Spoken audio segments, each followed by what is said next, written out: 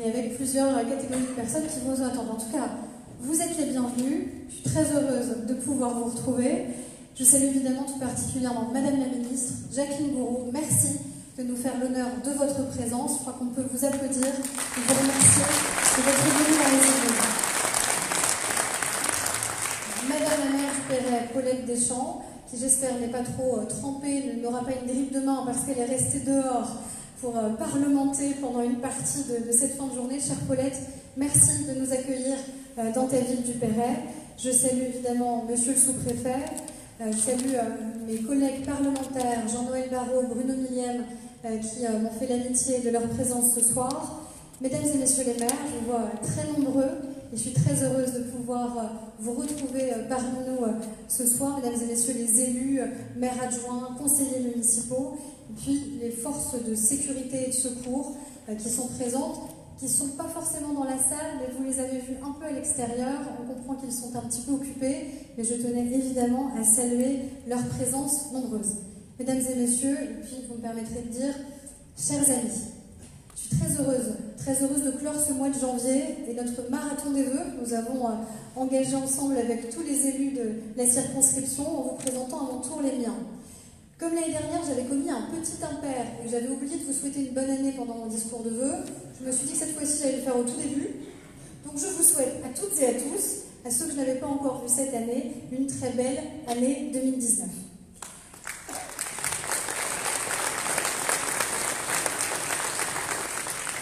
Depuis 1 an et demi, j'ai l'honneur d'être votre députée. Depuis 1 an et demi, nous travaillons ensemble pour le bien de chacun, celui de notre territoire, celui de notre pays.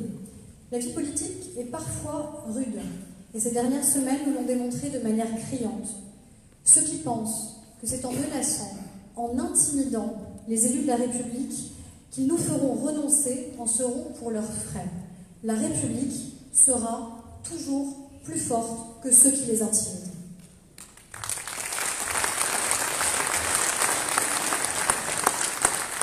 Quand je me retrouve parmi vous ce soir, que nous partageons ou non les mêmes convictions, parce qu'il nous arrive parfois d'avoir des points de débat, je sais que je suis avec des républicains, des gens qui connaissent et qui partagent mon engagement et ma passion pour notre territoire, des gens qui savent ce qu'est l'engagement pour son pays.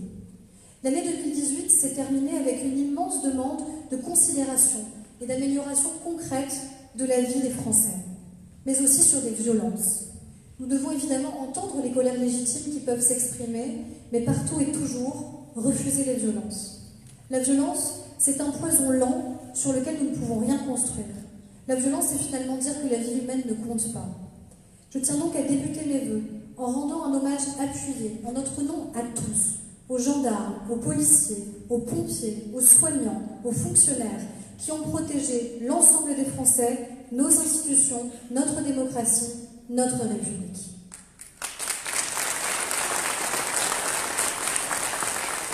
Mais 2018 n'aura pas compté que des violences et des semaines de tension. On l'oublie, mais 2018, étonnamment, a été une année qui a aussi compté 12 mois. 12 mois qui nous ont apporté de belles émotions. Cela nous paraît déjà loin, mais n'oublions pas la joie et le bonheur que Mbappé, l'ensemble de l'équipe de France, nous ont donné en remportant la Coupe du Monde de foot. Il ne pouvait qu'être victorieux en s'entraînant sur une terre aussi fertile que la nôtre, évidemment à Clairefontaine. Et notre sport féminin a également été à l'honneur avec la victoire européenne de notre équipe de handball. Et nous aurons le plaisir très bientôt d'accueillir l'équipe féminine de football. Ces 12 mois furent des mois de travail intenses, sincères et engagés à l'Assemblée nationale et dans notre circonscription. Mon devoir de député, c'est de faire en sorte qu'à la fin du quinquennat, nous rendions notre pays dans un meilleur état que celui dans lequel nous l'avons trouvé. De faire en sorte que les Français aient retrouvé confiance envers leurs institutions et d'enrayer la montée des populismes qui semblent parfois inexorables sur le continent européen notamment. Nous devons répondre aux souffrances qui s'expriment. Le mal de notre pays, c'est qu'il est encore sclérosé par des blocages politiques et sociaux qui préservent les privilèges de quelques-uns au détriment de millions d'autres. Des blocages qui font que l'ascenseur social est en panne pour des millions de Français. Des blocages géographiques qui sont autant d'assignations à résidence pour les jeunes, pour les ruraux, pour tous ceux qui sont empêchés en raison de leur code postal ou de leur quartier. Ce sont ces vies qui sont empêchées, qui rendent insupportable et impensable l'inaction et l'immobilisme.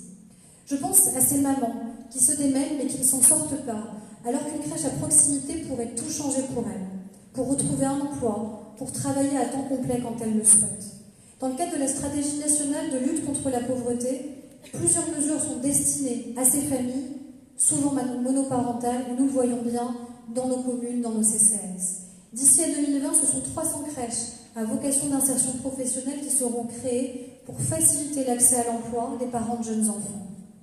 Je pense à ces retraités qui renoncent à une paire de lunettes, à une prothèse auditive, et qui se déconnectent progressivement du tissu social alors qu'ils auraient encore tant à partager avec nous. C'est pour eux que nous mettons en charge la prise en charge à 100% des prothèses auditives, des lunettes et des prothèses dentaires d'ici la fin du quinquennat. Je pense à ces chefs d'entreprise, et je sais que vous êtes nombreux ce soir parmi nous, qui s'accrochent pour développer leur activité, employer, former des jeunes, et qui souhaiteraient que la prise de risque et la contribution au tissu économique soient mieux accompagnées encore. Ainsi, avec les ordonnances travail que nous avons adoptées en tout début de quinquennat, nous avons apporté des solutions pragmatiques aux TPE et aux PME, notamment grâce à un dialogue social rénové, plus adapté à leur taille et à un droit simplifié. Mais nous devons aller plus loin dans le pragmatisme, car c'est un mot qui guide l'action des entrepreneurs, mais qui doit aussi guider celle des législateurs. La loi Pacte sera adoptée prochainement, intégrant notamment la création d'entreprises 100% en ligne. Nous allons également relever les seuils de certification légale des comptes. Je pense à nos jeunes qui sont pleins d'ambition et ont la volonté de s'en sortir, mais qui sont découragés par l'absence d'accompagnement pour leur orientation, parce qu'on ne leur a pas dit que l'école de la République, c'est aussi les grandes écoles, c'est aussi la voie professionnelle, et que l'école de la République doit les mener à la vie qu'ils auront choisie. Nous avons commencé à agir dès le printemps 2017. D'ailleurs, je le rappelle, l'une des premières lois que nous avons votées fut pour renforcer la transparence de la vie publique et mettre fin à des prérogatives qui étaient encore vécues comme des privilèges indus. Ce n'était pas par populisme, mais tout simplement par nécessité, par devoir d'exemplarité. Nous devons aller plus loin encore dans le renouvellement démocratique par la réforme constitutionnelle. Nous devons renforcer l'accès à l'éducation et à la culture. C'est cette urgence démocratique qui m'a conduite à faire le choix de la Commission des affaires culturelles et d'éducation au sein de l'Assemblée nationale. Et nous avons d'ailleurs fini ce matin de voter le projet de loi de Jean-Michel Blanquer en commission sur l'école de la confiance, avec notamment l'obligation de l'instruction dès l'âge de 3 ans. À chaque fois que vous renforcez l'éducation ou la culture sur l'ensemble du territoire, vous donnez du pouvoir aux gens, le pouvoir de changer leur vie par eux-mêmes. Quand nous initions un plan pour les bibliothèques partout sur le territoire, pour qu'elles ouvrent plus souvent ou que de nouvelles bibliothèques soient construites, nous permettons que la culture ne soit plus juste concentrée à Paris ou dans les grandes métropoles. Concrètement, tout près de chez nous, c'est 150 000 € qui ont été attribués à Réseau pour qu'enfin une bibliothèque municipale puisse voir le jour. C'est aussi pour cela que nous sommes sortis des calculs technocratiques qui suppriment des classes dans les écoles rurales, sans se soucier de la dynamique et de l'attractivité des territoires ou du nombre de niveaux qu'il faut encadrer par classe. Quand les maires se réunissent pour créer ensemble une école maternelle, une école élémentaire de proximité, il faut absolument soutenir leur démarche. L'égalité des territoires, c'est aussi le respect de l'ordre républicain et de la sécurité. Nous avons obtenu le renforcement des effectifs de la brigade de Montfort-l'Amaury. Nous serons toujours aux côtés des forces de l'ordre, plus que jamais dans ce contexte où ils sont attaqués par des manifestants haineux.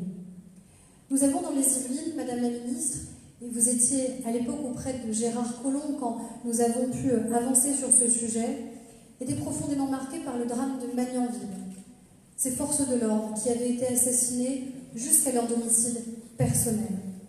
Nous avons ensemble, et avec votre équipe, Madame, porté un amendement qui permet de protéger ceux qui nous protègent.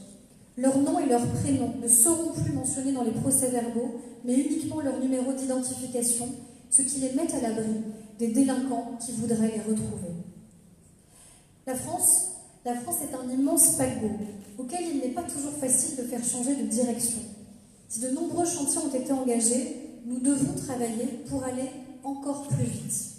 Pour les parents qui rentrent tard à la maison ou ceux qui ne se sentent plus capables d'accompagner leurs enfants, nous avons mis en place le dispositif Devoirs faits pour un accompagnement personnalisé au collège. Pour les Français en colère, ceux qui légitimement souffrent dans leur quotidien, nous avons voté juste avant Noël un plan de 10 milliards d'euros de pouvoir d'achat pour des heures supplémentaires, sans charge et sans impôt, pour une prime exceptionnelle sans charge et sans impôt. Et nous avons eu raison de vous faire confiance à vous, les chefs d'entreprise, vous qui êtes les acteurs économiques essentiels de notre pays, puisque plus d'1 million de salariés seront a priori concernés par cette disposition. Après la crise que nous avons connue, 2019 doit être une année de réconciliation. Rien ne se fera si on ne se parle plus et si on ne s'entend pas. Nous ne devons pas entrer dans la logique d'un camp contre un autre. Nous devons avancer ensemble. Nous trouverons les solutions ensemble ou nous ne les trouverons pas. Comme en 2018, vous pouvez compter, évidemment, sur ma totale disponibilité et mon engagement sur nos 51 communes et à l'Assemblée. Quel est le rôle d'un parlementaire? Il vote la loi en conscience, il contrôle l'action du gouvernement avec inflexibilité, il évalue les politiques publiques et leur efficience. Il ne peut pas le faire en étant hors sol. Il n'est pas là pour représenter les intérêts particuliers d'un territoire, mais son attachement à son territoire lui permet d'être un meilleur parlementaire. Je reçois ce qu'ils souhaitent à ma permanence, et j'ai signifié à ceux qui étaient dehors qu'il suffisait de prendre rendez-vous pour cela. Et je suis évidemment venue à votre rencontre, comme je m'étais engagée dans les différentes permanences tournantes de nos villages. Je remercie les maires qui ont systématiquement, évidemment, accepté que nous puissions nous rencontrer dans leur commune. Je pense être pleinement dans mon rôle quand je consulte vos élus locaux et vos maires afin de faire évoluer la loi SRU. Désormais, grâce à l'engagement, et je salue là encore Jean-Noël Barrot et Bruno Milliam, les communes de moins de 3500 habitants, hors communauté urbaine de Paris, ne seront plus assujetties à la loi SRU. Cette loi est une loi importante pour la mixité sociale, mais elle ne peut pas s'appliquer de manière uniforme sur notre territoire sans prendre en compte les particularités qui le concernent. En étant à l'écoute de nos commerçants sur l'enjeu de la revitalisation de nos centres-villes, c'est ainsi que Rambouillet a été retenu dans les 222 communes de notre ministère à bénéficier du plan Action Cœur de Ville. En étant au soutien de nos associations, et je salue tous les bénévoles qui sont présents ce soir, non pas en distribuant de l'argent public, comme c'était le cas avec la réserve parlementaire, mais en soutenant leurs projets pour qu'elles aient toutes les chances de bénéficier du fonds de soutien à la vie associative. Je vous prends quelques exemples d'associations soutenues pour vous montrer leur diversité. L'association Le Bon Larron, qui est implantée à Aufargis et qui soutient la réinsertion d'anciens détenus. L'association Agissez, qui accompagne à Maurepas les personnes victimes de violences, et notamment les femmes. Ou l'association Le Souvenir Français, qui est une association patriotique qui permet de maintenir un lien avec notre mémoire. Je pense être dans mon rôle quand nous demandons au ministre de venir sur notre territoire.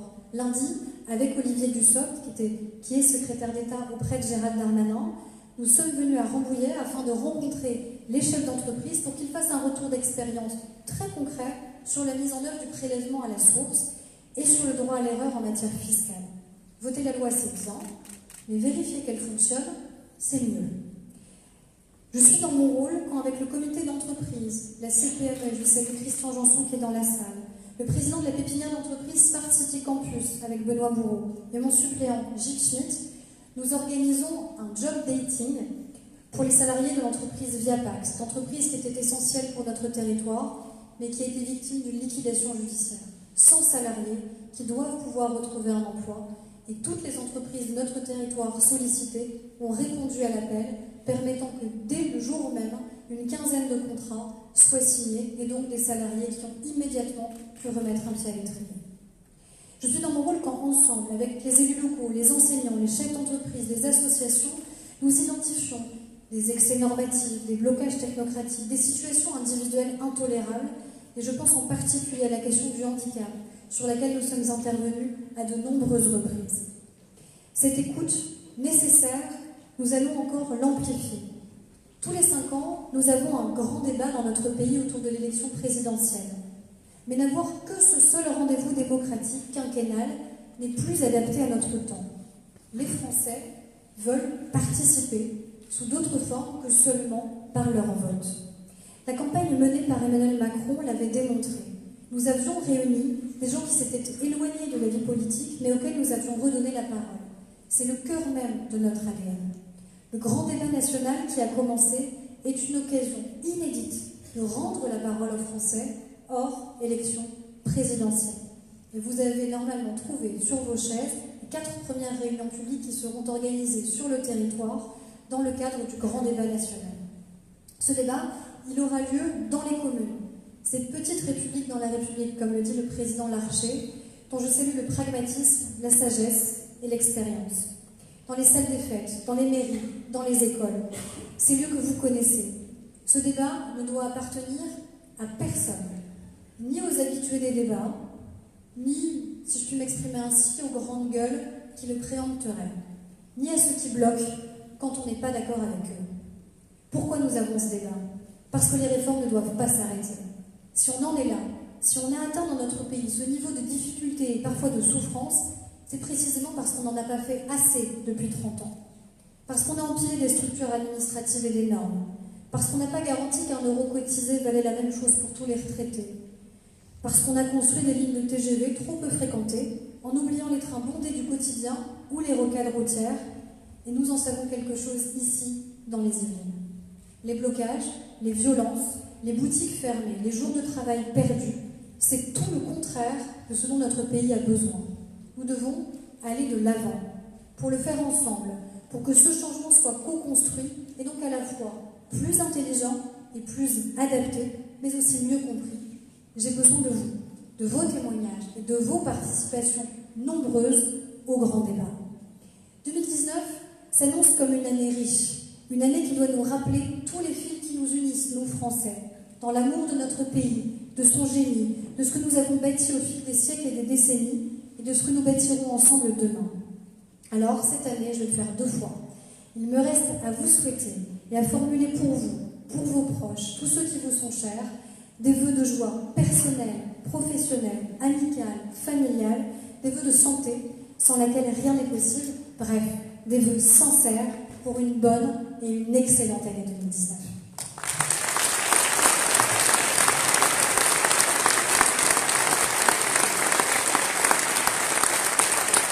Je vous remercie. Et je vous demande d'accueillir la ministre Jacqueline Gourault, et je la remercie encore, vraiment sincèrement, d'avoir accepté de venir parmi nous.